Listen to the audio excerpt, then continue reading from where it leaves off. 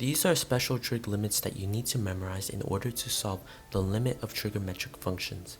When doing anything with trig functions, remember to always use radians. We can plug these functions into a graphing calculator to see their behaviors. Let's try a simple example. To solve it, multiply the numerator and denominator by 3. This will not change the function, since we are technically multiplying by 1. However, this will make the coefficients of the inputs the same, which then allows us to use the special trig limit.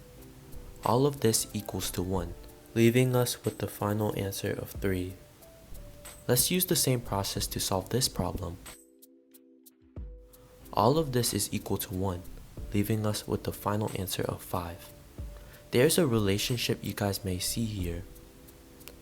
The value of the special sign limit is equal to the ratio between the coefficients that are attached to the input. Understanding this relationship will save us time when solving for more complex equations. Here's a harder one. Let's multiply both the numerator and denominator by x. Since all the terms are being multiplied, we can rearrange the terms like this. Using the relationships about the coefficients, we see that this half is equal to 7, while the other half is equal to 1 over 9. When we multiply these two values, we get a final answer of 7 over 9. Let's try one involving cosine. Let's factor 9 over 2 to isolate the special trig limit. We know that this is equivalent to 0.